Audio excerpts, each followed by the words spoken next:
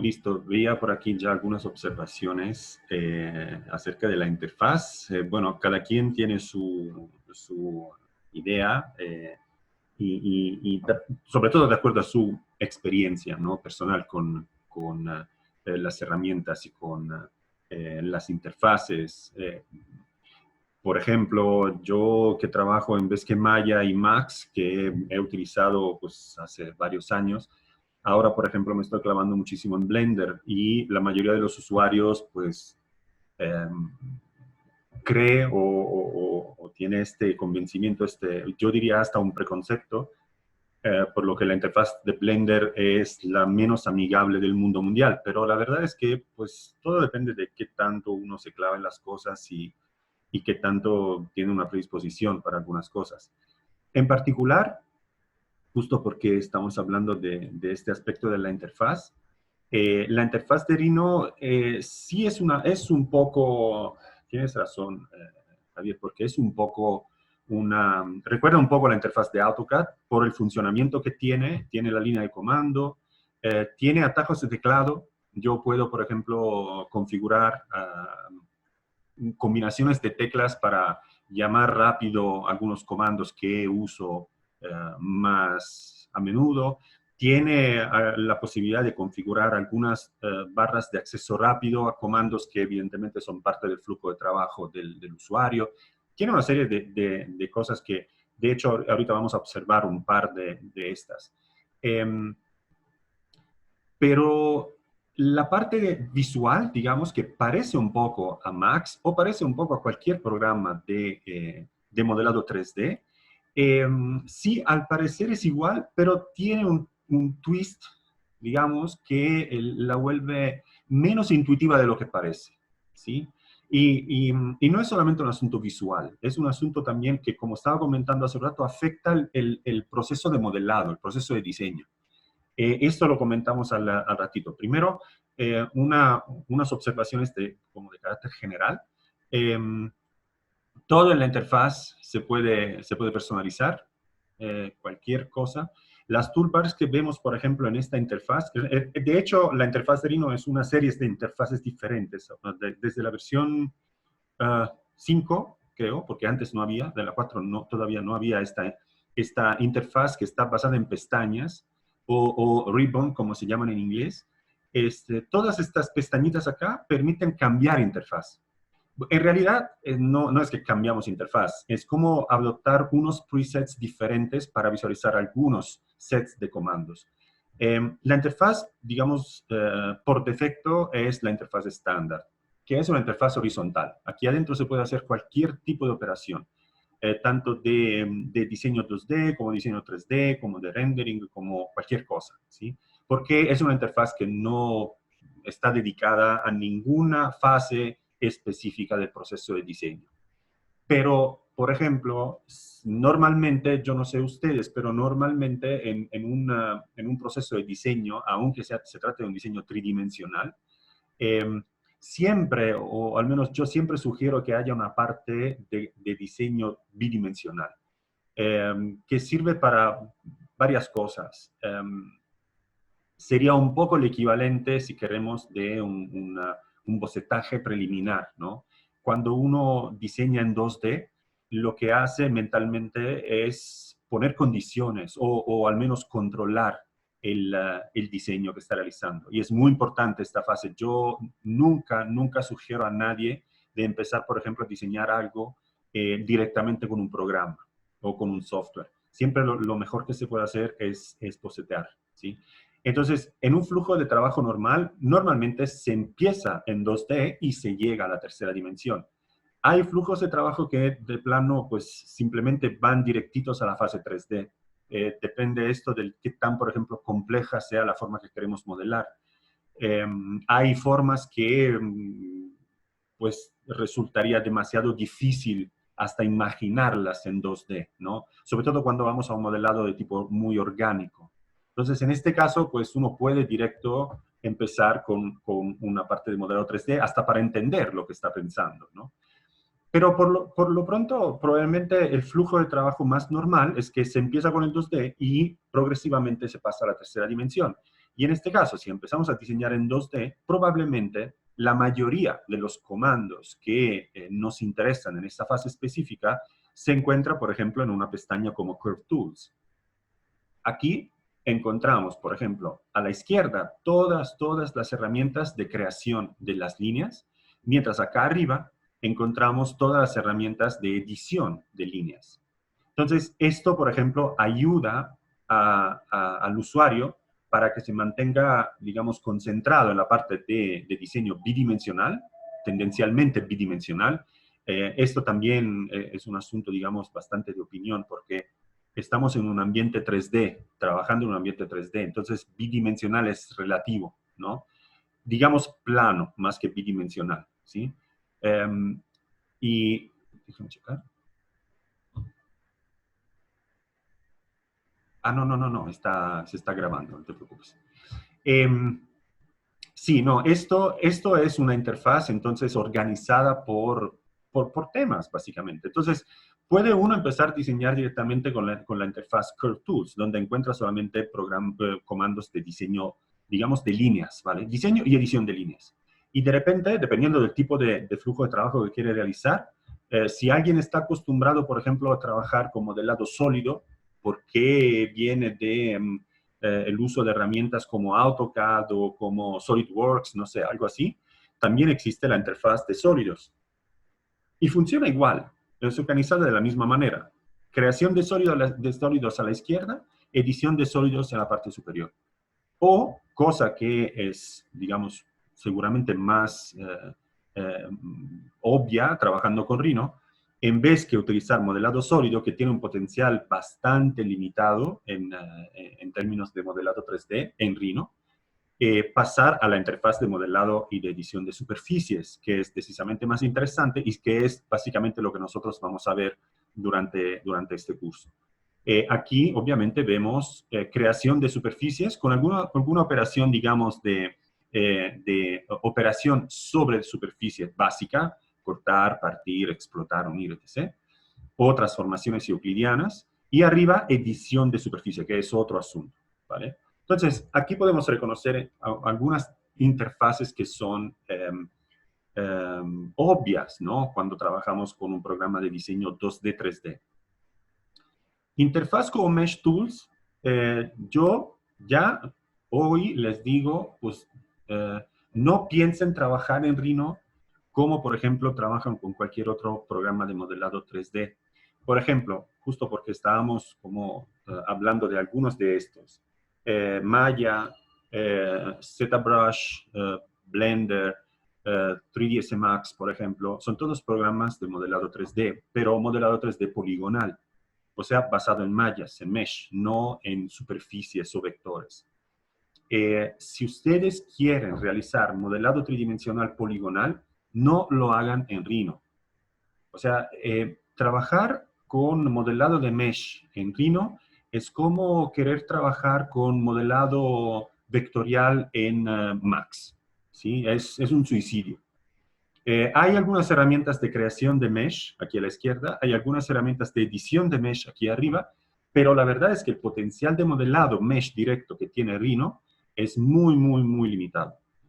En la versión 7, que no sé si ustedes ya están jugando con ella, en la versión 7 habrá algunas herramientas de modelado mesh decisamente interesantes, al menos en teoría, como el modelado con mesh, subdivision mesh o mallas de subdivisión. También habrá algunas herramientas automáticas de ajuste de la topología de las mallas. Entonces, cualquier mesh, al parecer, cualquier mesh se puede convertir con un solo paso en una mesh súper regular y hecha por solos polígonos de 4 lados, que para los que ya están metidos en modelado mesh es algo que no es nada malo. Pero vaya, en esta versión todavía no vale la pena fijarse en modelado mesh, a menos que ustedes no manejen un poco de Grasshopper. Pero vaya, si nos concentramos solamente en estas 3 barras aquí, ya vemos que hay una interfaz que va cambiando. Normalmente, pero los usuarios, incluyéndome a mí, yo me la paso a gusto dentro de la interfaz estándar el 100% del tiempo. O sea, nunca cambio de interfaz. Antes yo había creado una pestaña nueva donde había algunas herramientas de análisis topológico de la geometría, pero al final he decidido que ni siquiera quiero cambiar de pestaña porque he ido personalizando una toolbar en particular que al rato vamos a observar. Entonces, digamos que el usuario promedio pues trabaja en la interfaz estándar. Y en la interfaz estándar el único problema que hay es el problema de accesibilidad de los comandos, porque podemos ver que casi todos los botoncitos que vemos acá tienen un triangulito negro bajo la derecha. Esto quiere decir que adentro de este botón en realidad está una toolbar entera. Entonces, cuando nosotros le picamos en el triangulito, se abre la toolbar. Las toolbars son ancladas, digamos, o sea, cuando yo doy clic afuera de la toolbar, esa desaparece, pero también tiene una parte gris, que es el título básicamente de la toolbar, yo lo puedo arrastrar por ahí, y esta se vuelve flotante, y ahí se queda. Yo puedo picar donde sea, pero ella se queda allá, ¿sí? Algunas consideraciones. Las toolbars que se encuentran en correspondencia de un botón normalmente contienen comandos que son, pues, afines. O sea, si yo quiero ver qué está en la toolbar de rectángulo, no voy a encontrar el círculo, ¿sí? O no voy a encontrar, no sé, las herramientas de transformación, como mover, rotar, escalar. Obviamente encontraré comandos que están relacionados con los rectángulos, ¿no? Entonces, adentro de esta toolbar, por ejemplo, yo encuentro diferentes formas de diseñar un rectángulo. El comando principal, pero sigue siendo esto. Entonces, hay gente que acostumbrada a ir buscando el comando en las toolbars, de repente empieza a perder mucho tiempo. ¿Por qué? Porque hay que atinarle, porque hay que reconocer el icono, entonces se necesita un poco de experiencia también para entender que ese es un rectángulo vertical y sin tener que ir con el mouse, esperar que aparezca el tooltip aquí, rectangle vertical, y entonces entender qué es lo que hace esto. Pero yo les recomiendo también empezar a ver otro flujo, otro tipo de flujo de trabajo. Por ejemplo, aquí adentro encontramos rectángulos, ¿vale? Y el rectángulo normal lo diseñamos a partir de un vértice del vértice opuesto, ¿no? Esquina, esquina. Esto es un rectángulo a partir del centro y una vez determinado el centro, vamos a determinar cuál es una de las esquinas del rectángulo, ¿no? Pero es un caso particular, o sea, es una manera diferente de diseñar siempre la misma geometría. ¿Qué tal si nosotros, por ejemplo, sin abrir la barra, picamos el comando rectángulo y nos fijamos en la línea de comando? En la línea de comando suceden varias cosas. Siempre hay una opción o una indicación, digamos, en negritas, que es esta, que es básicamente la ejecución del comando en la modalidad actual, ¿sí? Entonces está preguntando dónde quieres colocar la primera esquina del rectángulo, pero también dice, ¿acaso quieres diseñar un rectángulo por 3 puntos, o vertical, o a partir del centro, o alrededor de una curva, o redondeado? Que son, más o menos, son las opciones que encontramos aquí adentro. Entonces, rectángulo, esquina, esquina opuesta, centro, 3 puntos, vertical y redondeado. Falta solamente uno que es round curve, alrededor de una curva, que es una modalidad de creación de rectángulo bastante particular. Después lo veremos cuando estaremos diseñando ya superficies. Algunas cosas vale la pena esperarnos al momento oportuno. Pero vaya, esto sucede en muchas de las toolbars de Rhino. O sea, los comandos que se encuentran adentro, en realidad, son accesibles directamente a línea de comando llamando el comando principal, ¿vale? Entonces, ¿cómo sucede con el círculo? También están acá todas las opciones para crear el círculo de una manera diferente, polígono, elipse, ¿no? Todos estos tienen una serie de opciones que de repente nos envía a las que se encuentran aquí adentro, ¿vale? Entonces, esta es una manera también de entender la interfaz que nos lleva a mejorar el flujo de trabajo. La otra cosa, que es un poco antipática, ¿no? Si nosotros vamos, por ejemplo, en algunas de las toolbars, no en todas, pero en algunas de las toolbars, vemos que existe un primer nivel de toolbar, que es esto, pero de repente adentro hay otros botoncitos que tienen otras toolbars, ¿no? aquí adentro, por ejemplo, encontramos ya un montón de sub-toolbars, ¿vale? Y otras, no las estoy abriendo todas. Entonces, ir buscando un comando adentro de la interfaz de botoncitos que tenemos en Rhino. Muchos dicen que la interfaz de Rhino es intuitiva. Según yo no lo es, porque de repente para encontrar un comando hay que batallar. Claro, cuando uno es experto, pues obviamente no va como derechito a la meta, pero para un nuevo usuario, pues no necesariamente es tan inmediato, ¿no? Encontrar las funciones. Entonces, para evitar también esto, también hay que ser un poco autocríticos y reconocer cuáles son nuestros propios límites. Pues yo, por ejemplo, a lo largo de los años, pues puedo decir que uso Rhino bastante bien, pero también admitir que mi flujo de trabajo normalmente se desarrolla adentro de unos límites que siempre son estos. Y esto me lleva a tener un flujo de trabajo que usa de una manera bastante repetitiva casi siempre el mismo set de comandos. Es muy difícil que, por ejemplo, tanto por costumbre como por flojera de ir buscando otros métodos y otros caminos, uno se queda con una secuencia de pasos y de operaciones con las que se siente cómodo, ¿no? Entonces, en este sentido, nunca vamos a expandir las toolbars y encontrar el comando preciso que hace la cosa precisa. Ya tenemos nuestro workaround para llegar al resultado. Entonces, yo les recomiendo, en este sentido, tomar otro acercamiento a la interfaz, que es personalizar la toolbar más antipática para los nuevos usuarios de Rhino. ¿Por qué digo esto? Porque cuando uno viene de otros programas, está súper acostumbrado, por ejemplo, a hacer pan, la manita, con el botón central del mouse, ¿no? Y de repente llega ese Rhino, oprimes el botón central y te sale esta. Y te enojas. O al menos yo me acuerdo que me enojaba muchísimo porque es muy antipático. Yo quiero hacer pan y de repente me sale una toolbar. Justo para como mencionarlo, que son aspectos de la interfaz que evidentemente no merecen mucha explicación. El pan se hace con el clic derecho, ¿no? Entonces, así es como se hace pan en la interfaz de Rhino en las vistas ortogonales. En la vista perspectiva, clic derecho es Orbit. Shift, clic derecho es pan.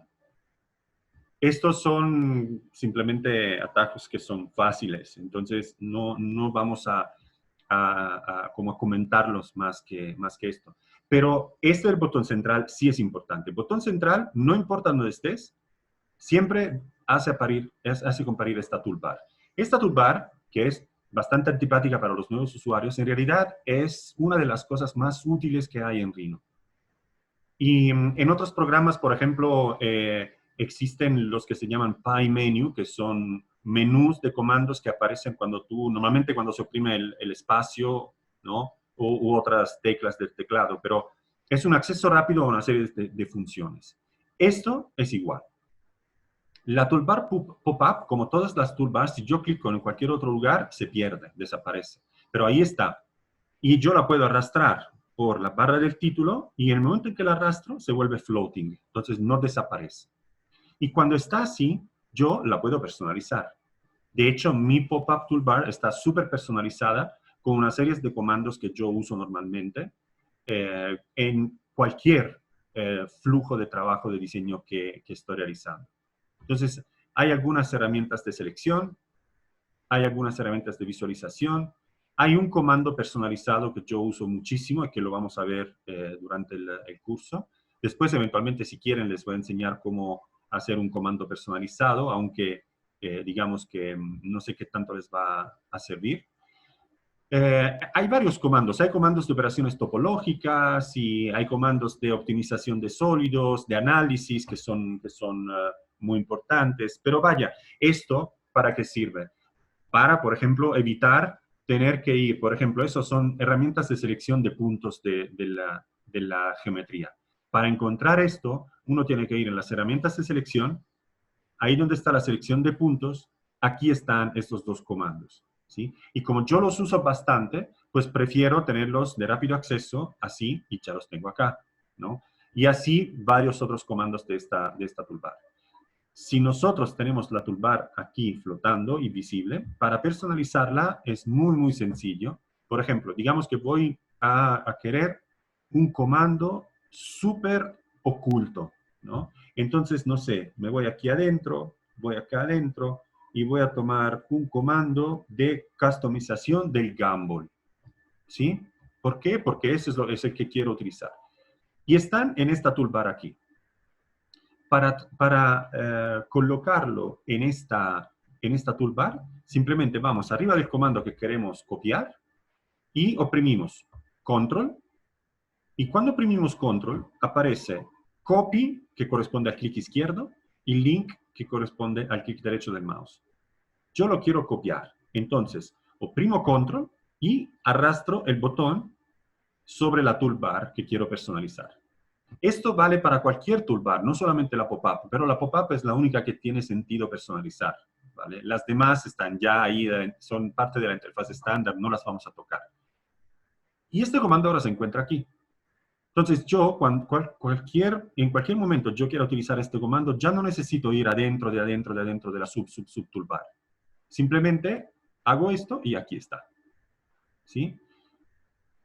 Si yo lo quiero eliminar, con Shift me dice mover o editar. Clic izquierdo, clic derecho. Para eliminar un comando de una toolbar, se mueve, entonces ahora Shift y lo arrastro afuera. Cuando aparece esta señal, dejo el botón del mouse y Rhino me dice, ¿acaso quieres eliminar este elemento de la toolbar? Sí, y ahí está. ¿Vale? Justo porque lo mencionamos, de hecho ni siquiera es parte de este programa, de este curso, pero este comando de acá es un comando personalizado. Acaban de ver que con Shift también aparece Edit. Si yo hago Shift y clic derecho, aparece la interfaz de edición de un comando. ¿Cómo funciona esto? Pues tiene un icono que se puede personalizar, entonces simplemente se pinta el icono. Y tiene una parte, tiene una descripción y tiene el tooltip que aparece cuando tú vas con el mouse arriba del botón, es esto. Y tiene el comando. El comando es una cosa que, si ustedes, esto es RhinoScript, no pretendo que lo conozcan, pero tampoco es ciencia ficción, porque cuando nosotros, por ejemplo, ejecutamos un comando, como el plano rectangular, el comando es esto, ¿sí? Y si yo ejecuto el comando, tengo las opciones, y una de ellas es deformable. Entonces, esta es la opción que le tenemos que dar al comando para que salga un plano deformable. Yo hice todo en un solo botón donde le dije, punto de exclamación, esto quiere decir, querido Rhino, cualquier comando tú estés ejecutando al momento, cuando yo oprimo este botón, paras cualquier otra cosa y te concentras en lo que te voy a decir. Esto quiere decir este punto, ¿vale? Después le puse guión bajo plane, que quiere decir, quiero diseñar un plano, y guión bajo deformable para decirle, quiero que este plano se diseñe según la modalidad deformable, ¿sí? De hecho, esto yo puedo llamarlo, ya que estoy, deformable y OK. Para que cuando voy con el mouse acá arriba, ya automáticamente tengo el tooltip correcto para el tipo de comando que voy a ejecutar. ¿Sí? Entonces, no es ciencia ficción. Hay que fijarte solamente en cómo se llaman las opciones y los comandos. Y conocer un mínimo de sintaxis de RhinoScript, por ejemplo, como el punto que se pone al comienzo para decirle interrumpe cualquier cosa. ¿Sí? Pero vaya, era solamente para comentar este único botoncito custom que tengo yo en esta toolbar. Pero la toolbar pop-up es súper fundamental. Así que normalmente el usuario cuando sucede algo, lo primero que hace, empieza a oprimir escape, como si le da miedo lo que ve. ¿Se puede crear atajos de teclado para todas las funciones de Rhino? Ok, si vamos en los ajustes generales, aquí donde está el engrane, en los ajustes generales, digamos que hay un montón de opciones, ¿no?, adentro de esta interfaz, pero yo los invito a concentrarse primero en las macro categorías en negritas, Rhino Options y Document Properties. Ahora, si nosotros queremos personalizar la interfaz de Rhino o el funcionamiento de Rhino, no vamos en las propiedades del documento, que es algo que afecta únicamente el archivo abierto en este momento. Vamos en la parte de las opciones de Rhino. Entonces, aquí adentro encontraremos todos los ajustes generales relacionados con el funcionamiento del software, ¿no? Y aquí adentro se encuentran pues, varias cosas que podemos hacer.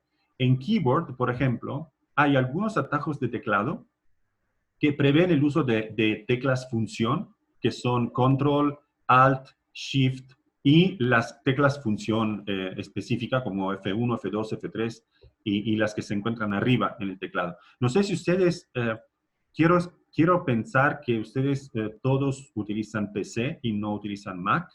Eh, ya saben que ahora también hay la versión de Rhino para Mac desde la versión 6, pero la interfaz es completamente diferente, ¿sí? Y hasta, por ejemplo, obviamente no hay solamente estas teclas función, ahí existe también command, etc. Entonces, es un poco diferente, pero el concepto es igual, ¿vale? Nosotros que somos una sola letra. A ver, espera, espera, espera. Estos son los atajos que usan las teclas función, ¿vale? Eh, aquí está una parte de aliases, ¿sí?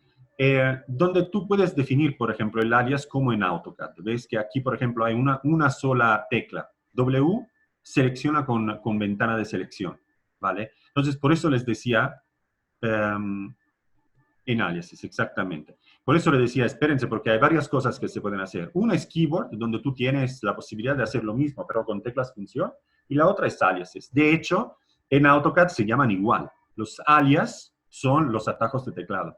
Entonces, esta es otra cosa que hace que Rhino sea muy parecido a AutoCAD, de hecho. Ahora, esto sí se puede hacer. Hay otra cosa que vale la pena considerar, por ejemplo, mientras nosotros estamos trabajando, si en vez que utilizar los botones, que yo creo que es la cosa menos práctica que se puede hacer, empezamos a querer utilizar el teclado, pues también cuando empezamos a escribir el comando, aquí aparecen todos los comandos que incluyen las teclas que acabamos de apretar, ¿sí? Ahora, esto es una lista de comandos que es, o se supone que sea bastante inteligente. ¿Qué quiere decir esto? Que conforme vamos utilizando el programa, inicialmente aparece como una lista de comandos que es bastante neutral, diría yo, pero de repente, conforme vamos trabajando, eh, los comandos que tienden como a comparir en primera posición son los que utilizamos más enseguida, ¿sí? Entonces, y esto siempre nos lleva como les digo, al flujo de trabajo, digamos, estándar que cada usuario acaba utilizando en su vida, ¿no? Entonces, tener los comandos de uso más frecuente arriba en esta lista, pues evidentemente es una gran ventaja. Perdón un segundo, ¿eh?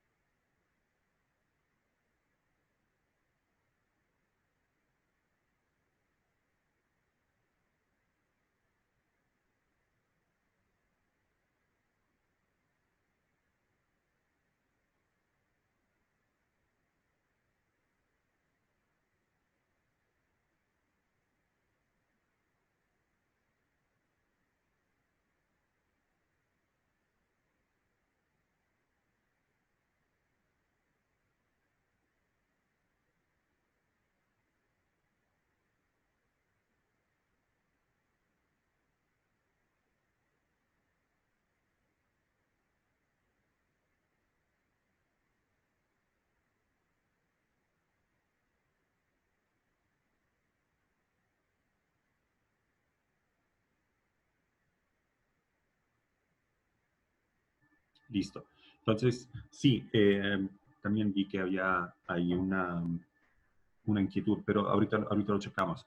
Pero sí, aquí entonces tienden a comparar comandos que son los que utilizamos más enseguida, sobre todo cuando llevamos tiempo trabajando en el mismo archivo. Obviamente, definir pues atajos de teclado es lo más rápido. Em, yo, la verdad es que con AutoCAD sí lo hacía, porque evidentemente también eran otros tiempos, no había ahí tampoco había estas dinámicas como de tips de comandos más frecuentes, etc., que ya hoy en día están desarrollados. Pero con Rhino, por ejemplo, yo la verdad es que he dejado este tipo de acercamiento con atajos de teclado. Para realizarlos, justamente como estaban diciendo en el chat, como para crear uno, si tienen esta necesidad, le primen New, aquí le ponen la combinación de teclas, y acá a la derecha tienen que utilizar la sintaxis de RhinoScript, que es un poco lo que yo les estaba comentando en el comando personalizado de la toolbar pop-up. La única observación, pues en general, ahora sin entrar en detalles, pero en general, hay dos tipos de comandos que se pueden ejecutar en una interfaz de cualquier software. Hay comandos que se llaman transparentes, y comandos que solamente se pueden utilizar de una manera exclusiva. Los comandos que se utilizan de una manera exclusiva son comandos que no pueden trabajar mientras otro comando está corriendo, ¿vale? Los comandos transparentes son comandos que se pueden realizar mientras otro comando está corriendo. Por ejemplo, para decirles, para que tengan una idea, si yo estoy diseñando una línea, ¿no? Y todavía no termino de diseñar esta línea, yo puedo hacer zoom, puedo hacer pan, puedo hacer orbit. Estos tres comandos son tres comandos diferentes de la línea que yo puedo correr mientras la línea sigue abierto como comando, ¿no? Entonces, la línea es un comando exclusivo, porque lo es, y las operaciones de visualización pueden ser transparentes, porque durante la ejecución del comando yo puedo querer cambiar la visualización, ¿no? Entonces, ¿esto en qué se traduce? Se traduce en que en la interfaz de aliases hay, por ejemplo, comandos que necesitan el punto de exclamación, que son comandos exclusivos, y comandos que pueden ser transparentes, la mayoría son comandos de visualización, como pueden ver, zoom, ¿no? Que tienen el apóstrofe. Entonces, esto es una señal que le dice a Rhino, este comando puede correr mientras yo estoy haciendo otras cosas, ¿sí? Entonces, aunque nosotros estemos adentro de un comando, si le damos ZS, entonces, adentro de la ejecución del comando que está corriendo, Rhino hace un zoom al objeto seleccionado, si hay alguno, ¿vale?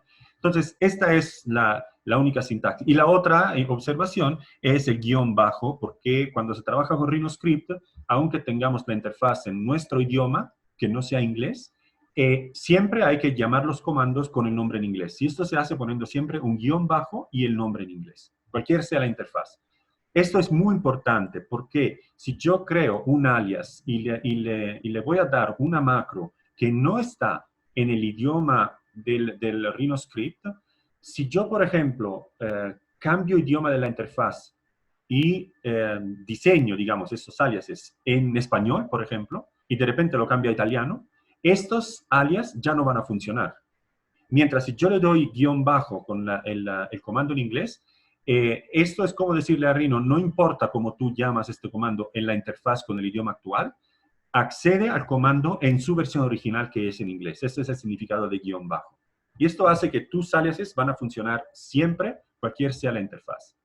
Es más, y así como sucede en AutoCAD, uno puede también importar y exportar la lista de aliases que generas. Así que lo puede tener como un archivo personalizado que mañana, si se te pierde la lista de aliases o tienes que resetear Rhino o hacer lo que sea, puedes reimportar la lista de aliases o la puedes compartir con un colega o lo que sea, ¿vale?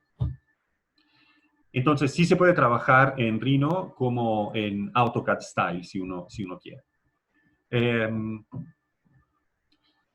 La otra cosa que hay que observar de esta interfaz es el doble clic. O sea, hay comandos, por ejemplo, que cuando le vamos a dar clic sobre el botón, clic izquierdo hace una cosa, clic derecho hace otra cosa. Ahora, en este caso también, no es que clic izquierdo quiere decir, no sé, manzana y clic derecho barra de acero, ¿sí? Son ambos comandos o te dan acceso a comandos que están evidentemente relacionados. Entonces, clic izquierdo podría ser manzana roja y clic derecho podría ser manzana amarilla, pero no otra cosa completamente diferente, ¿no? Entonces, hay que poner atención a esto, sobre todo si uno quiere trabajar con la interfaz de botones, porque de repente puedes tener acceso a un comando o una modalidad de ejecución de ese comando que para ti es exactamente la modalidad de ejecución que te interesa, debido a que ya tienes, por ejemplo, otra geometría en tu área de trabajo o condiciones particulares que facilitan el uso de esta herramienta según esta modalidad en específico, ¿vale? Entonces, fíjense siempre bien de cuál es la opción clic derecho, si es que hay, porque no todos los comandos la tienen, ¿vale? Por lo general, yo siempre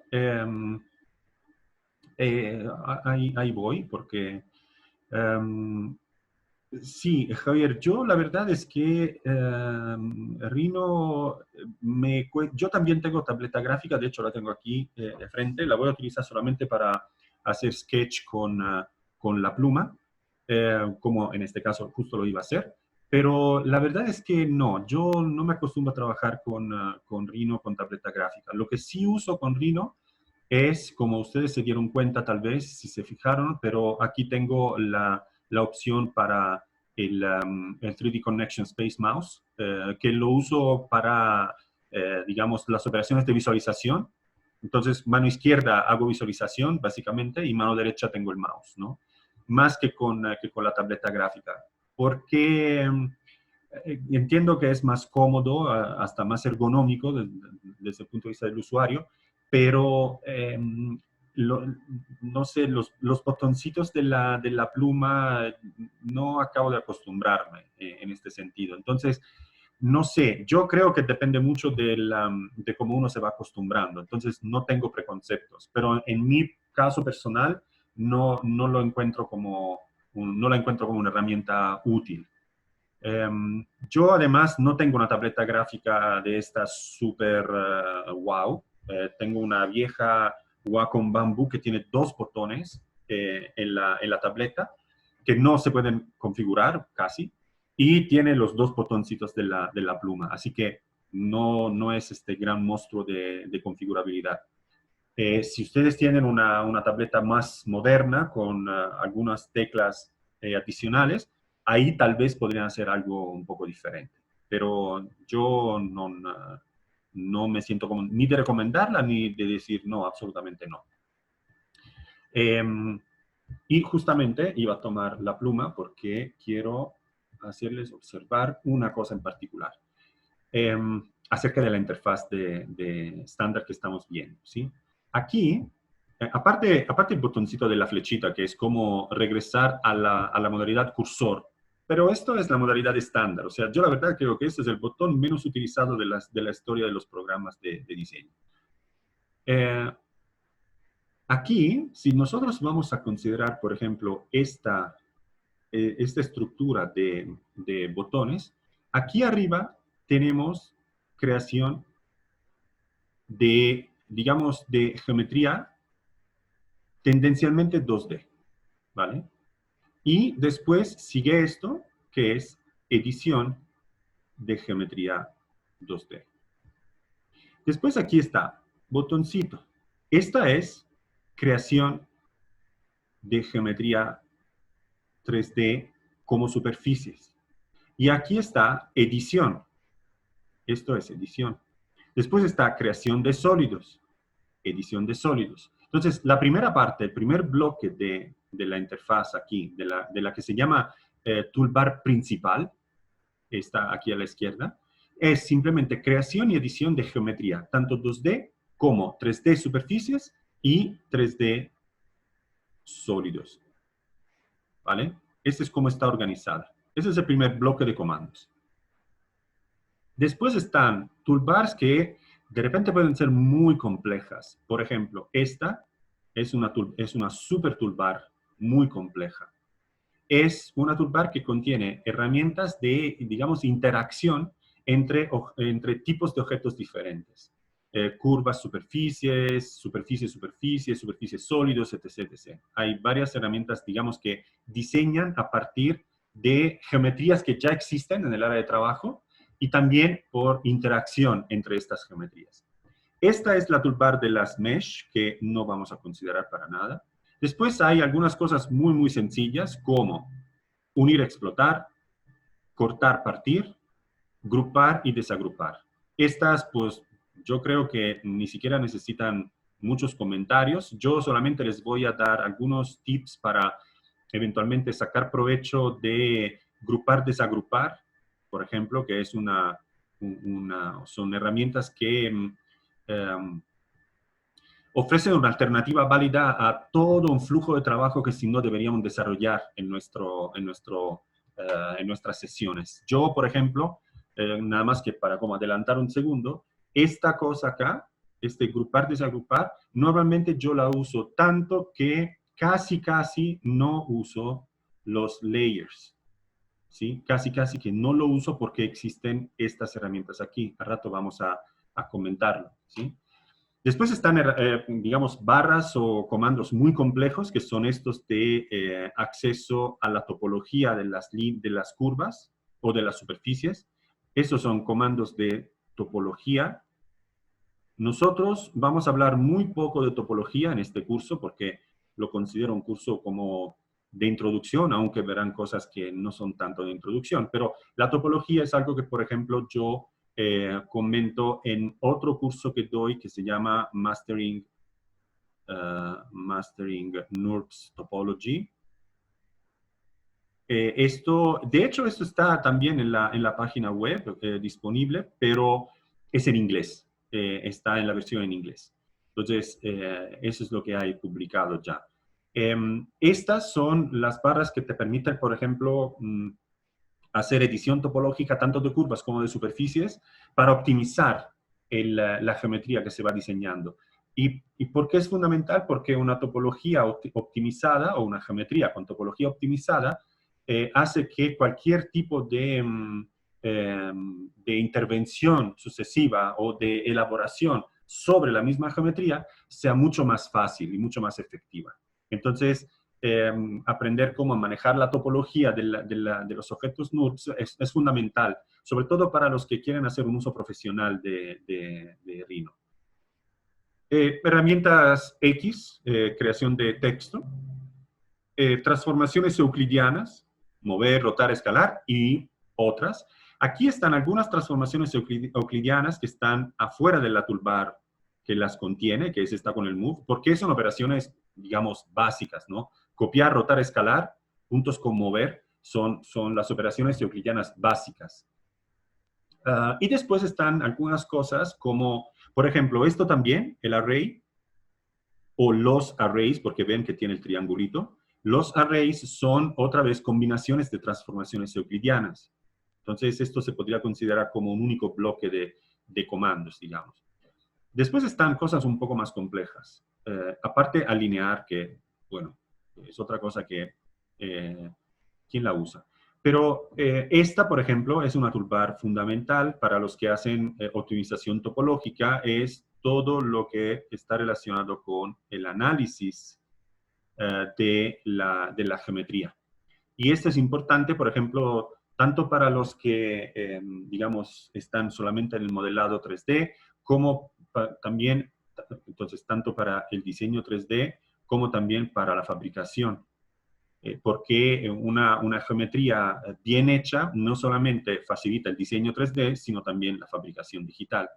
Y después están cosas, esto también tiene que ver con el checking de la geometría, y después están cosas particulares. Por ejemplo, esta es una barra de deformaciones. Estas son deformaciones. Aquí arriba están las transformaciones, ¿sí? Y estas son las deformaciones. Ahora, yo no sugiero trabajar con las deformaciones a menos que no sea estrictamente necesario. O sea, a menos que para obtener el mismo resultado tuviéramos que mover el mundo, ¿sí? Entonces, en ese caso sí trabajamos con las deformaciones. Pero si yo puedo hacer las cosas sin utilizar estas herramientas de deformación, mejor no utilizarlas.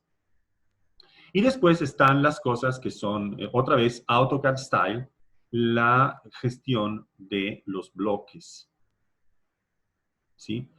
Que es algo que es típicamente AutoCAD. Entonces, la gestión de geometría en forma de bloques o de varias geometrías en forma de bloque sirve para un asunto muy específico, bueno, dos asuntos en general. Uno es poder gestionar más fácilmente objetos complejos que están hechos por varias partes, como si fueran un objeto único. Y la otra cosa que es un poco menos intuitiva, perdón, y esto también conlleva una reducción del tamaño del archivo, entre otras cosas, que se vuelve más ligero. Y la otra cosa que es menos intuitiva, el utilizo de bloques puede, por ejemplo, llevar a utilizar una herramienta CAD como si fuera bueno, es un asunto bastante embrional, si uno quiere, pero como si fuera una herramienta BIM, porque si uno trabaja con bloques, puede, digamos, asociar al bloque una información o unas informaciones que no son geométricas. Entonces, por ejemplo, si yo tengo un bloque de una silla, yo puedo asociar al bloque, que es una serie de información no solamente geométrica, el productor, el costo, etc. Entonces yo hago un conteo de la cantidad de sillas, bloques sillas que aparecen en el diseño y puedo tener, por ejemplo, la cotización, ¿no? Entonces, ese es algo que, por ejemplo, en AutoCAD, justo antes de que saliera Revit, se había vuelto como un poco la onda. Conectar el archivo de AutoCAD a un database en aquella época era Microsoft Access, que se usaba mucho, o simplemente tablas de Excel, que se sigue utilizando, y se podía hacer como cotizaciones a partir de un diseño de AutoCAD con un comando que se llamaba dbconnect, que creo que todavía exista. Pero bueno, antes de Revit había otro mundo en términos de Autodesk. Pero esto es un poco el análisis general de la toolbar que se encuentra ahí a la izquierda, ¿vale? Arriba es mucho más sencillo. Esta parte de arriba es mucho más sencilla porque solamente tenemos operaciones de file system, que son básicamente estas, que son las clásicas, nuevo, abrir, guardar, etc. etc. Cortar, copiar, pegar también. Undo, redo. Después, operaciones de visualización que llegan hasta aquí. Todas estas son operaciones de visualización que incluye pan, orbit, zoom dinámico, zoom ventana, zoom extensión, zoom objeto seleccionado, herramientas de gestión de los zoom, de la visualización. Esto es undo de las operaciones de visualización. Después hablaremos de esto. Aquí tenemos gestión de los sistemas de coordenadas o planos de trabajo. Aquí tenemos los snaps, que de hecho es muy poco probable que ustedes vayan a trabajar aquí adentro, porque acá abajo tenemos ya los snaps principales, que son estos que están acá. Ya están incluidos en esta pequeña toolbar aquí abajo que se llama toolbar OSnap, ¿sí? Entonces, los snaps principales ya están aquí abajo. No vale la pena ir a buscar otros tipos de snaps que son extremadamente particulares y que se encuentran aquí adentro. Pero si quieren verlos, pues ahí están. Simplemente expanden la toolbar y verán que hay snaps hasta muy poco probables. Y la que yo creo que sea la más útil, la secuencia de seleccionar, ocultar, bloquear. Esta es un set de barras muy, muy, muy útil. Esto es absolutamente útil. Y de hecho, esta, juntos con las operaciones de grupar, desagrupar, estas dos cosas juntas permiten eventualmente eliminar completamente el uso de layers. Claro, hay que ser un poco experto para hacer esto, pero sí, esto es algo que es absolutamente posible en Rhino. Después hablaremos también de la gestión de los layers, sí, que están aquí a la derecha. Pero bueno, estas son simplemente switch, o al menos conviene considerarlo solamente como switch, sirven para aprender las toolbars de propiedades y layers que están acá. Hay otras opciones, pero vaya, son relativamente importantes en un flujo de trabajo normal. Y aquí operaciones de rendering.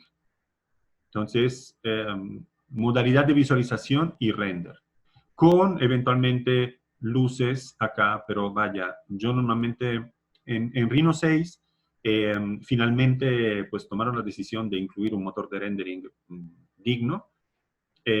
Y entonces ahora, por ejemplo, Rhino 6 para el rendering utiliza Cycles. Y Cycles es un motor de rendering que viene de Blender.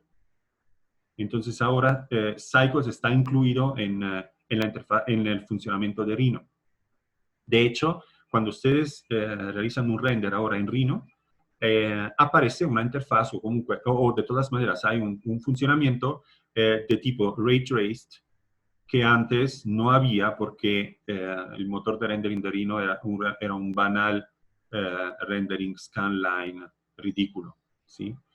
Entonces ahora ya no es así, hay un Ray Traced que viene de Blender y que está integrado adentro de Rhino. Sí, que ya un motor de rendering pulcro, ¿eh? O sea, permite hacer cosas súper buenas. Eh, pero vaya, y en este caso sí vale la pena eventualmente trabajar con iluminación de Rhino, porque es la única que hay. Pero yo, por ejemplo, que uso V-Ray, aquí están las herramientas de esta toolbar adicional que sale cuando nosotros instalamos un plugin, normalmente se lleva su barra de herramientas, ¿vale? Y yo normalmente trabajo con las herramientas de iluminación de V-Ray. Y aquí están, pues, el engrane con los ajustes de Rhino, que ya, digamos, vimos un segundo, y anotaciones, cotas, texto y otras cosas que se pueden hacer para detallar, por ejemplo, el trabajo cuando estamos a la hora de producir láminas de presentación, ¿sí? Esta es una toolbar súper útil a la hora de querer dar calidad a nuestras presentaciones. Pero normalmente en una fase de diseño 2D o 3D que sea, es algo que raramente vamos a utilizar. Es solamente un toque final, digamos, en el flujo de trabajo. Esto en general es el aspecto de la interfaz de Rhino en la configuración estándar. Repito, después hay las demás. Gestión de los planos de coordenadas. La interfaz, digamos, se cambia. La toolbar principal se queda visible porque son las operaciones de cambio de planos de coordenadas es una operación, digamos, que debería ser casi transparente. O sea, diseñar es diseñar en qué orientación es la opción, digamos. Entonces, no hay mucho chiste en cambiar el plano de coordenadas. Eventualmente lo haremos en algún momento, pero no cambiando de interfaz, ¿sí? Y hay otras que ustedes pueden explorar, son simplemente comandos que en la interfaz estándar se encuentran ocultos adentro de toolbar y aquí están simplemente desarrollados en una toolbar aparte, ¿vale? Aquí a la derecha tenemos otra área funcional muy importante y vamos a ver es mucho mejor, Javier. Los C-planes de Rhino son mucho mejores que los planos de coordenadas de AutoCAD. En AutoCAD hay un funcionamiento de los planos de coordenadas que básicamente se divide entre World Coordinate System y User Coordinate System, ¿no? Entonces, esto lo vamos a comentar a ratito, pero eso es lo que hay en AutoCAD. Aquí en Rhino, el asunto de los planos de coordenadas es un poquitito más desarrollado. Y esto depende del hecho que Rhino está listo para hacer un modelado extremadamente más complejo que el modelado que se puede hacer en AutoCAD. Entonces, el nivel de control que uno necesita, tanto en términos de visualización como en términos de diseño, debe de ser necesariamente más desarrollado, ¿sí? Entonces, ahorita lo vamos a ver en un ratito.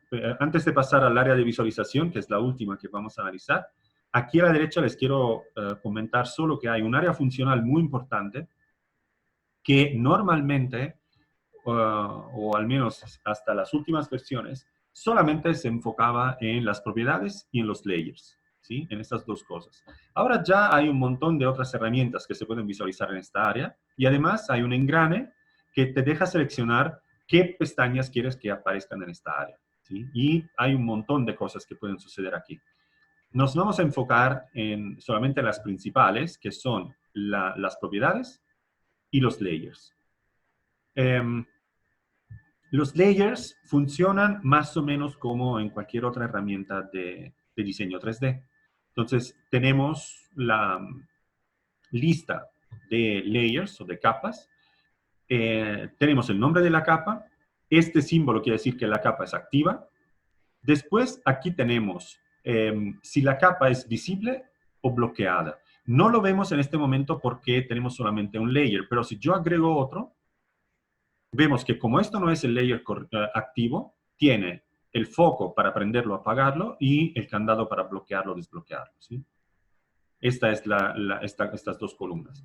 Aquí tenemos el color de visualización. O sea, quiere decir que si yo diseño algo mientras estoy trabajando en el layer default, me saldrá negro. Ese es el color, ¿vale? Si yo le cambio el color aquí, en este cuadrito, y lo pongo rojo, todos los objetos que pertenecen a la capa default ya tienen el color de la capa, ¿sí? Entonces, esto es el color de visualización. Después está el material, que no vemos a menos que no seleccionamos una modalidad de visualización renderizada, ¿sí? El material se ve solamente en el rendering. El color de visualización es el color que vemos durante una visualización cualquiera del modelo. Después está el tipo de línea, las propiedades de impresión, como el color de impresión y el grosor de la impresión relacionado con los objetos que están en esta capa. Ahora, yo, por ejemplo, y esto justo para platicarles un poco de la interfaz y también de un flujo de trabajo, yo nunca le doy un material a los objetos a partir de la capa a la que pertenecen. Y esto en ningún contexto, tanto de diseño como industrial como de arquitectura, por ejemplo. Yo siempre hago un ejemplo, ¿no? Si yo, por ejemplo, voy a colocar voy a darle layer 01, lo voy a llamar, no sé, ladrillo, ¿sí? Como en un intento de organizar el sistema de capas por materiales, que es un criterio que muchos utilizan, ¿eh? Pero yo lo encuentro casi digamos, malo o hasta podría ser como eh, añadir una complejidad inútil, digamos, a la organización del diseño, este tipo de acercamiento. Y les voy a decir por qué. Si yo hago esto, también, o sea, estoy frente a la disyuntiva, que es muy importante. Por ejemplo, pongo aquí adentro todos los objetos que reciben el material ladrillo. Y si yo tengo, por ejemplo, un tipo de ladrillo para la fachada del edificio y un tipo de ladrillo para la chimenea, ¿qué hago? Creo, por ejemplo, una capa con ladrillo fachada y creo otra capa con ladrillo chimenea. Y entonces voy a crear una capa por cada material. Y si tengo docenas de materiales, ¿qué hago? Entonces, normalmente yo no adopto esta estrategia porque llevaría naturalmente a diferenciar las capas por material, por cada símbolo material que utilizamos en el modelo. Ahora, en un flujo de diseño industrial, por ejemplo, esto no es tan un problema porque al final de cuentas, ¿qué tenemos en un producto de diseño industrial? Algunos materiales plásticos, algunos materiales metálicos, algunos materiales técnicos, ¿sí? Entonces, finalmente no tenemos muchas cosas. Pero en un proyecto arquitectónico, olvídense, o sea, aquí la cantidad de capas sería brutal y tendríamos nosotros la necesidad de diferenciar por cada tipo de material varias características, no solamente cuál es la aplicación, fachada, chimenea, etc., ¿no? Entonces es un acercamiento que yo normalmente no recomiendo. Entonces para mí el material de capa no existe. Yo prefiero darle material a los objetos directamente a nivel de objeto. Y en ese sentido yo prefiero utilizar mucho el color de visualización, ¿no? Por ejemplo, en mis modelos, voy a abrir un modelo así, nada más que para que este discurso sea, digamos, bastante aterrizado y no abstracto. Este es un modelo del último curso de V-Ray. Pero aquí adentro, por ejemplo, yo tengo algunos objetos a los que le he dado ya un color de visualización.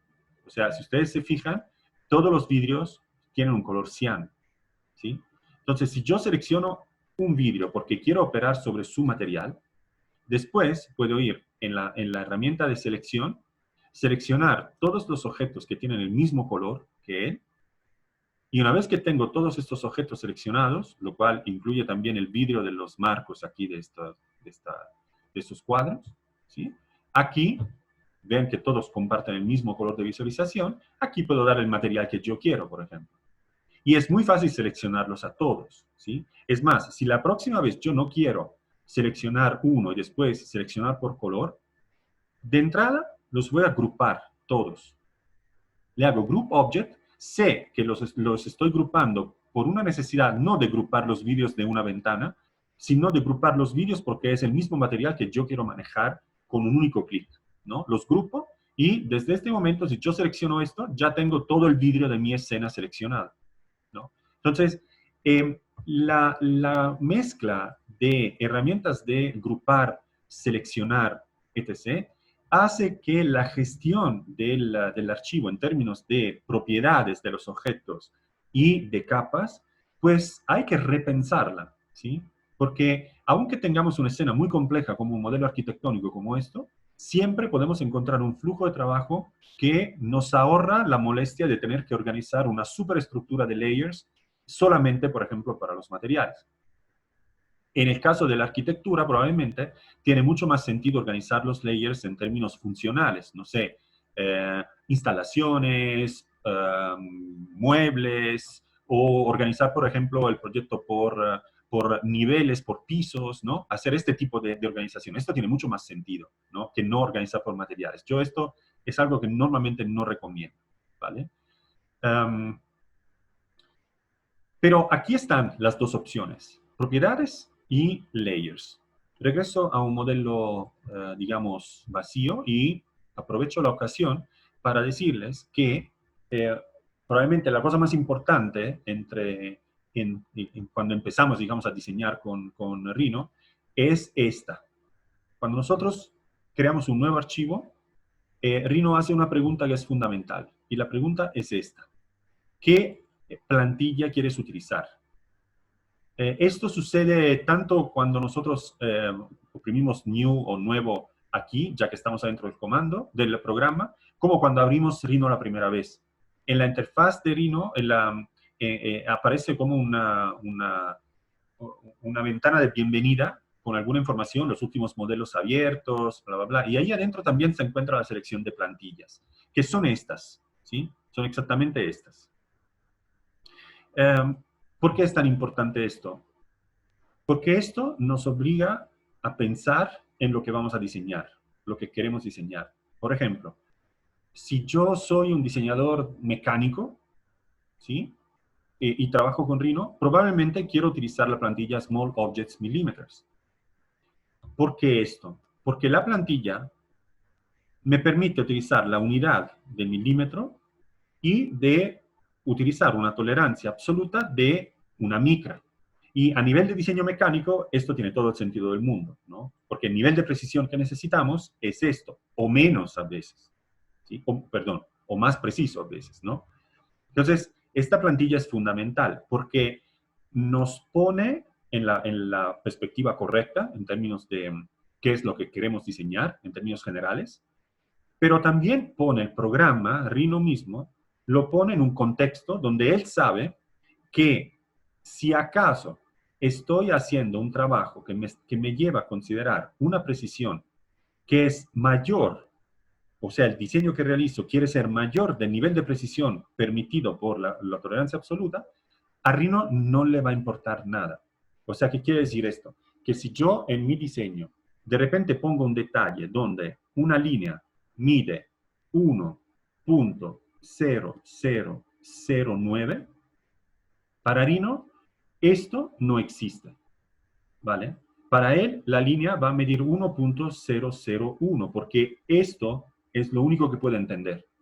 Entonces, por un lado, le pone límites, digamos, a Rhino en términos del nivel de detalle más fino que puede considerar. Por otro, nos pone a nosotros en un contexto en donde sabemos qué nivel de precisión vamos a tener que manejar en nuestro archivo. En un diseño arquitectónico, probablemente yo recomendaría siempre manejar objetos grandes en metros. No utilizaría objetos grandes en centímetros por un asunto muy sencillo. Adentro de Rhino nosotros podemos hacer lo que sea, ¿vale? Si yo estoy acostumbrado a trabajar en centímetros, puedo utilizar tranquilamente esto. Si yo produzco mis láminas de presentación, mis detalles ejecutivos, bla, bla, bla, lo puedo trabajar tranquilamente en este sistema. Pero si yo estoy en un flujo de trabajo, digamos, multidisciplinar, que es un poco la onda, ¿no? En esta época, no, es muy difícil que alguien pueda hacer todo el trabajo solito, ¿no? Entonces, yo prefiero utilizar esto. ¿Por qué? Porque en términos de interoperabilidad, utilizar metros es te da la seguridad de que, por ejemplo, cuando envías tu archivo a plataformas diferentes, como Revit, por ejemplo, lo abres en la escala correcta. Cuando tú quieres, por ejemplo, diseñar, por la mayoría de las veces cuando hablamos de diseño arquitectónico, hablamos a la escala del edificio, ¿no? Entonces, si nosotros tomamos large objects, les voy a enseñar que si tomo esta plantilla, la tolerancia absoluta se vuelve 0.01 metros. Y a la escala del edificio, difícilmente vamos a considerar la precisión del milímetro, ¿no? Entonces, esto nos da una gestión correcta tanto de la unidad como de la tolerancia necesaria para diseñar a la escala del edificio, ¿no? Entonces, son consideraciones que son diferentes, ¿no? Pero todas deberían llevar a seleccionar la plantilla correcta, ¿sí? Entonces, aquí yo, en mi flujo de trabajo particular, yo utilizo casi siempre small objects milímetros cuando hago diseño industrial y large objects meters cuando hago diseño arquitectónico, ¿sí? Esto depende del tipo de medio en que voy a diseñar. Es muy difícil que yo trabaje en centímetros. Hay muchos, por ejemplo, arquitectos que se dedican al interiorismo, que trabajan en centímetros, pero ahí hay una necesidad particular. Ahí ellos se van a enfrentar tarde que temprano directamente con una parte de producción que normalmente, por ejemplo, todo el manejo de la fabricación de muebles, muchos de los productores lo manejan en centímetros, ¿sí? Entonces ahí pues surge la necesidad de producir diseños y láminas ya listas para este tipo de utilizo, ¿no? Pero vaya, normalmente yo recomendaría trabajar o en metros o en milímetros a la pequeña escala cuando diseñamos productos, ¿vale? Entonces, cuando abrimos esto, la interfaz se presenta idéntica, no cambia absolutamente nada. Lo que cambia está aquí abajo. Milímetros es la unidad, y si quieren, en cualquier momento ustedes pueden acceder a estos ajustes, le dan clic derecho donde dice milímetros y van en Unit Settings. En realidad, lo que se abre es la misma interfaz de propiedades del documento esta vez. Estamos en propiedades del documento, obviamente, porque es de la plantilla, ¿no? Y estamos en unidad, y aquí tenemos la unidad y la tolerancia absoluta. Si ustedes quieren, pueden diseñar en unidad astronómica, año luz, parsec si quieren, ¿sí? Pero vaya, esto es casi que ridículo, ¿no? Es muy chistoso, digamos, pero vaya. Lo estoy comentando, ¿por qué? Porque una vez que nosotros cambiamos la unidad, la interfaz se queda igual. Lo único que estamos definiendo es cuál es el significado de este cuadradito acá. En este momento, este cuadrado significa 1 milímetro cuadrado, ¿sí? El lado mide 1 milímetro. La retícula que vemos tiene un paso de 10 y aparece una línea un poquito más gruesa. Y esto nos ayuda, por ejemplo, a definir el centímetro, ¿no? Pero si cambiamos unidad, en vez que 1 centímetro, podríamos tener, por ejemplo, 10 años luz. Quién sabe, ¿no? Entonces, la interfaz no le importa nada de la unidad. Lo que sucede es que nosotros sabemos en este momento, porque elegimos la plantilla X, cuál es el significado de un cuadradito, ¿vale? Cuando estamos en la interfaz, como usuarios, y sobre todo si tenemos experiencia con otros programas, deberíamos inmediatamente ver que algo está medio raro, ¿sí? O sea, si yo me fijo únicamente en el aspecto visual de esta interfaz, algo está raro. Y lo que está raro es lo siguiente. Me voy a enfocar un segundo sobre la vista perspectiva. Y además, en la vista perspectiva, ustedes probablemente no ven el eje azul vertical, porque ese es un ajuste, es una personalización de la interfaz. Eh, ¿Cómo se visualiza eso? Yo lo encuentro bastante útil, menos en diseño arquitectónico, pero como yo hago también diseño industrial, pues de repente tener bajo control también el eje Z es bastante importante, ¿no? Y además trabajando con Grasshopper tiene otro tipo de utilidad. Pero ¿cómo se visualiza esto? Es una personalización de esta modalidad de visualización. Nosotros estamos en modalidad de visualización, clic derecho, wireframe.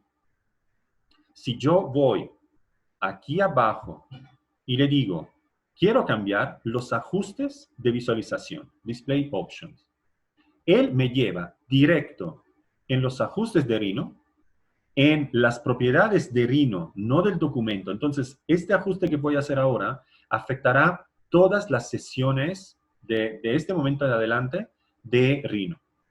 Y él va directito en Rhino Options, View, entonces, visualización, modalidad de visualización, la modalidad de visualización activa, wireframe, y estamos acá. Y aquí tenemos, entre las varias opciones que tenemos directamente en la categoría general, tenemos la retícula. ¿Sí? Y en la retícula está una opción que yo he cambiado, que está visualizada en púrpura, que es Show the Axis. Quiero ver el eje Z. Normalmente esto está apagado y entonces no se ve. Pero nosotros lo prendemos y le vamos a decir, OK. Desde este momento y para el futuro, cada vez que abriremos Rhino, este eje se ve en modalidad de visualización wireframe. ¿Vale? Ahora, con esto visible, me doy cuenta inmediatamente de que en la vista perspectiva yo veo el mundo en 3 dimensiones, ¿no? En la vista top, front y right, tengo las que se llaman las proyecciones ortogonales. La superior, frontal y lateral. Obvio que también tenemos acceso a las demás proyecciones ortogonales. Si yo quiero una vista inferior, por ejemplo, ahí donde dice top, le doy clic derecho, set view, y tengo top, bottom. Tengo también left, right, front, back, ¿sí? Normalmente yo recomendaría mantener el esquema de proyección superior, inferior, frontal, trasera y derecha, izquierda, ¿sí? Simplemente van acá, cambian set view y ponen la otra, ¿sí? Pero mantengan un orden, porque si no, las cosas se pueden complicar. Pero vaya, entonces, en perspectiva tenemos la percepción de la tercera dimensión. En top estamos en 2D, front estamos en 2D y right estamos en 2D. Ahora, la vista superior, ¿qué es? Es una vista en la que nosotros, respecto al mundo tridimensional, es como si nosotros fuéramos el eje Z, ¿no? Y estuviéramos mirando hacia abajo. ¿Y qué vemos si miramos hacia abajo? Pues el plano XY horizontal, ¿no? Y entonces vemos el eje rojo y el eje verde. Aquí están el eje rojo y el eje verde. Si nosotros vemos la vista frontal, nosotros somos el eje Y negativo, nos ponemos acá y miramos en esta dirección. Y en esta dirección, ¿qué plano vemos? Pues vemos el plano XZ. Técnicamente, estaríamos observando el eje rojo y el eje azul. Pero vamos acá y vemos otra vez rojo y verde. Y lo mismo sucede en la vista lateral derecha. Lateral derecha quiere decir que no somos nosotros, somos el eje X positivo y miramos hacia el origen.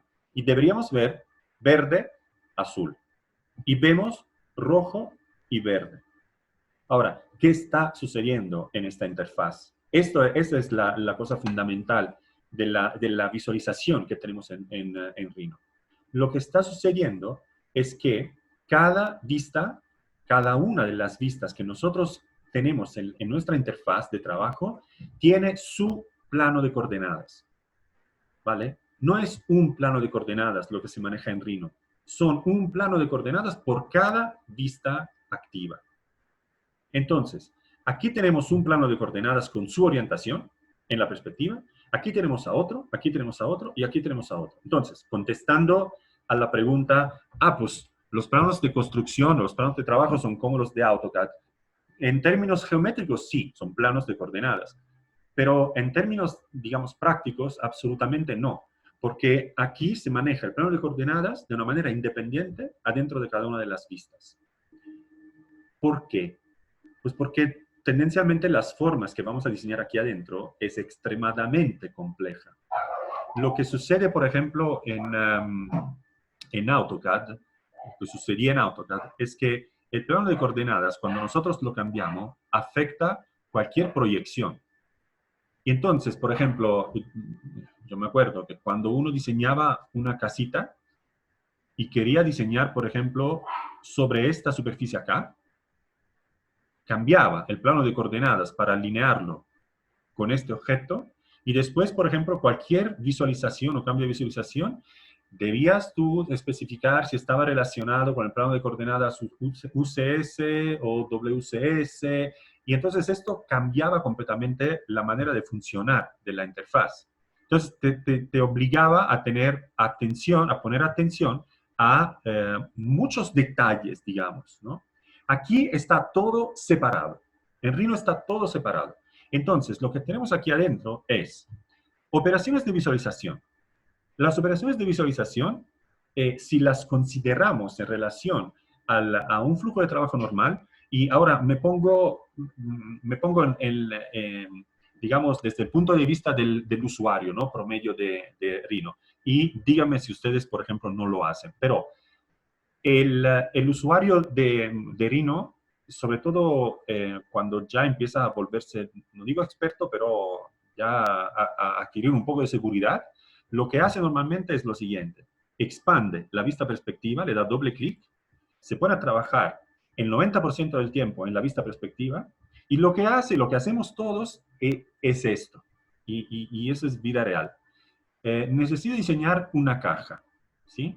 Entonces voy acá, tomo la caja y digo, ok, la caja quiero que empiece desde, vamos a ver, orbit, pan, zoom, orbit, digamos desde aquí, ¿no? ¿Y dónde quiero que termine? Vamos a ver, ¿no? Hago esto, y después la altura. La altura quiero que llegue hasta más o menos, esto se me hace como equilibrado. Esa es la caja. Muy bien, ¿qué hice? Realicé un comando de diseño, uno solo, la caja. Pero mientras, cambié visualización mínimo entre las 20 y 30 veces. Porque cada vez que yo estaba haciendo pan, orbit, zoom, era un cambio de visualización. Ahora, esto en algunos programas es un problema muy grande. ¿Por qué? Porque en los programas existe una línea temporal que se maneja trámite undo y redo, ¿no? Entonces, imagínense la ejecución de esta caja. Yo dije, caja, primer comando. Después tengo comando 2, 3, 4, 5, 6, 7. Son todas operaciones de visualización, ¿no? Y después dije clic. Y esta era la primera esquina. ¿Sí? Esto llegó octavo. Después tenemos 9, 10, 11, 12, bla, bla, bla, bla, bla, que son otra vez visualización, visualización, visualización. Y después llegamos, no sé, 23, clic. Y esta es segunda esquina, ¿no? Etc, etc. Entonces, ¿qué estamos haciendo? En nuestra línea temporal estamos ejecutando un solo comando, pero tenemos un montón de operaciones de visualización que son otros comandos, que son comandos transparentes. Tienen este símbolo. Se pueden ejecutar adentro de la ejecución de otros comandos. Entonces, en términos de gestión del historial de diseño, ese es un problema en muchos programas. ¿Qué sucede en Rhino? En Rhino sucede que undo y redo solo afecta las operaciones de diseño. ¿Sí? No le importa de cuántas otras operaciones hicimos. Esto solo afecta undo de la caja, clic derecho, redo de la caja. Las operaciones de visualización están acá. Esto es undo view change, redo view change. Si yo le digo ahora undo view change, estas son todas las operaciones de pan, zoom, orbit que yo hice mientras estaba diseñando la caja. ¿Sí? Y puedo regresar. Y en cualquier momento yo puedo hacer undo, redo del diseño. ¿Sí? Son dos líneas temporales diferentes. ¿Ok? ¿Y qué tenemos aquí? Aquí tenemos los planos de coordenadas. Si expandimos esta, miren qué encontramos acá. Undo C-plane change, redo C-plane change. Otra línea temporal aparte. Entonces, nosotros podemos manejar los planos de coordenadas antes de ver cómo se manejan geométricamente.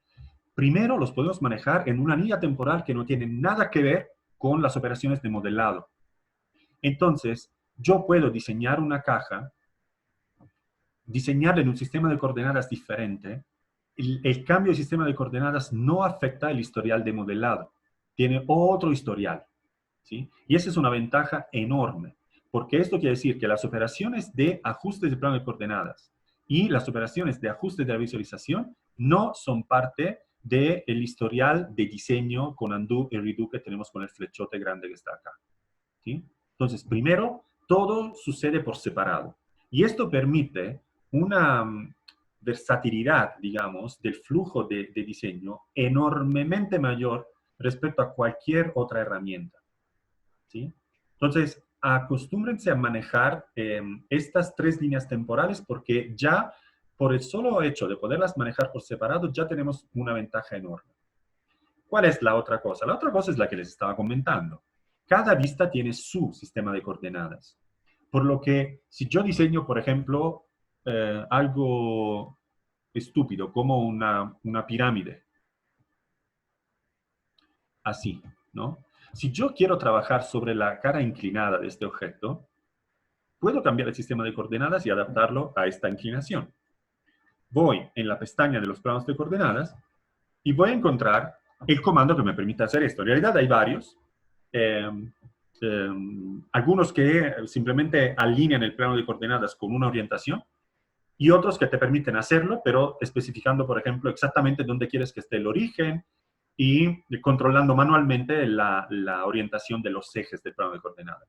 Voy a utilizar esta última, porque normalmente es la que se usa la mayoría de las veces. Entonces voy a colocar, por ejemplo, un plano de coordenadas, lo voy a determinar por 3 puntos. El primer punto será el origen, la voy a colocar en el punto medio de este lado. Utilizamos los snaps, digamos, estándar, el mid está activado. Aquí estará el origen. El eje X lo quiero alinear con el lado inferior, hacia el punto final de la derecha, y el eje Y con el punto medio del lado superior, acá arriba. Y tengo mi plano de coordenadas alineado con esta cara, pero aquí, en la vista perspectiva, no en la vista superior, o en la vista frontal, o en la lateral derecha. Entonces, yo puedo, por ejemplo, diseñar algo en la cara inclinada de la pirámide desde la proyección de la vista perspectiva y seguir pudiendo trabajar sobre la cara horizontal o las caras horizontales tranquilamente en la vista superior. Entonces, yo puedo diferenciar el plano de coordenadas a partir de la vista y no de la proyección. Y esto y eso es fundamental. ¿Por qué? Porque tengo un significado diferente de proyección ortogonal, de plano, de orientación, porque es específico por cada una de las vistas. Además, esta es la interfaz estándar. Yo puedo ir, por ejemplo, aquí donde está este botón. Este botón sirve normalmente, muchas veces, sobre todo los usuarios nuevos, se pierden en la visualización. Y eso sucede porque empiezan a hacer como zoom, orbit, después tratan de acercarse nuevamente a los objetos y, no puedo, ¿no? Ahora, Rhino se ha vuelto inteligente. Después de que detecta que el usuario está girando la rueda del mouse más y más y más, entiende que uno se quiere acercar y hace un ajuste dinámico. Antes esto no pasaba, ¿sí? Pero ¿por qué sucede esto? Porque lo que estamos manejando aquí en la perspectiva es una cámara. Y es como si nosotros pretendemos acercar la cámara. Miren, le voy a dibujar algo. Es como si nuestra cámara está aquí, ¿sí? Su target se encuentra a esta distancia Cuando yo hago zoom con la rueda del mouse, acerco la cámara al target. Cuando llego acá, la cámara ya no se puede acercar más al target porque ya lo alcanzó. Es por eso que no se acerca. Entonces, este comando acá, este botón, lo que hace, regresa la visualización de Rhino a las 4 vistas por default. Entonces, si lo picamos una vez, hace esto. Si lo picamos 2 veces, regresamos a la visualización por default, con el mismo nivel de zoom alrededor del origen. Esto es una manera para no perderse en la interfaz. Pero aquí adentro también podemos hacer otras cosas. Por ejemplo, interfaz con 3 vistas, interfaz con 4 vistas. Esto es el doble clic sobre el nombre de la vista. Expande una de las vistas para ocupar toda el área de trabajo. Esto se hace normalmente porque, digamos, tener mucho espacio o un área de trabajo más grande es lo mejor que pueda suceder a un diseñador CAD. ¿Sí? Porque la alternativa es volverse ciego para ir buscando los detalles de visualización, ¿sí? Mientras si expandimos, pues tenemos más visibilidad, ¿no? Después están otros comandos, New Viewport, por ejemplo. Yo quiero realizar o tener otra vista que no sea superior, frontal, lateral o perspectiva. Ahora, yo les recomiendo normalmente no utilizar esto. New Viewport lo que hace, crea esta. Y esta vista es un poco molesta porque se va a colocar de esta manera en la interfaz. ¿Sí? Yo no lo haría porque le quita visibilidad a las demás. Entonces, si esto sucede, regresamos a las 4 vistas por default y más bien les recomiendo eventualmente utilizar esto. Partir una vista horizontalmente o partir una vista verticalmente. Por ejemplo, si yo quiero manejar en esta área la vista derecha y la vista izquierda, me conviene partir verticalmente esta y poner en una de las dos la otra que me falta. Y así puedo manejar o tener la percepción de lo que sucede tanto en proyección derecha como en proyección izquierda. ¿Y cuál es el chiste? Es que estas son dos vistas diferentes y cada una puede tener su plano de coordenadas diferente. ¿Sí? Entonces, cada vez que yo tengo una vista más, puedo darle un plano de coordenadas independiente. ¿De acuerdo? Entonces, los planos de coordenadas son un aspecto que trabaja en colaboración con operaciones de visualización necesariamente. Lo bueno es que son individuales por cada vista y tienen su historial. ¿Vale? Entonces, voy a borrar esto y voy a regresar a las 4 vistas por default. Ok. Hay varias maneras de colocar un plano de coordenadas. Nosotros probablemente vamos a utilizar algunas solo a la hora de diseñar superficies, pero sí es importante, digamos, conocerlo, sobre todo para los que hacen un modelado complejo. Los que hacen diseño arquitectónico, a menos que no tengan una voluntad, digamos, de diseñar formas muy complejas, orgánicas o digamos, de este estilo, difícilmente van a necesitar cambios de planos de coordenadas, porque normalmente la arquitectura está jugada casi siempre en orientaciones horizontales y verticales, entonces no es tan común. Pero a la hora de diseñar formas un poco más complejas, sí, gestionar también los planos de coordenadas se vuelve obligatorio, digamos. Bueno, yo por la parte de análisis de la interfaz terminaría con esto. La única otra cosa que les voy a decir de la interfaz de Rhino es una cosa bastante, digamos, importante para simplificar un poco el flujo de trabajo. Aquí abajo se encuentran algunos botones. Yo les sugiero, ustedes pueden hacer lo que quieran, obviamente, pero yo les sugiero de mantener apagados los grid snap y ortogonal, mantener prendido planar y OSNAP, pero OSNAP lo que hace es simplemente activar, desactivar los snaps, ¿sí? Yo recomiendo tenerlos prendidos, obviamente, pero de entrada, mantener prendidos solamente end y near. Los demás, sobre todo el snap centro, tendencialmente manténganlo apagado porque es muy molesto a la hora de querer trabajar para seleccionar puntos especiales de la geometría, ¿sí? Porque centro es un snap que normalmente gana respecto a los demás. Y entonces, si uno no quiere el centro y quiere, por ejemplo, un punto de una curva, de repente Rhino desplaza el cursor y lo envía al centro, ¿sí? Entonces, es muy molesto. Sobre todo, les recomiendo mantener apagado Smart Track, que es una herramienta que puede ser útil en el 1% de las situaciones, pero por el 99% de las situaciones es muy, muy, muy molesto. Entonces lo activamos solamente cuando lo necesitamos. Y tenemos activados el Gamble, que es muy útil. ¿Okay?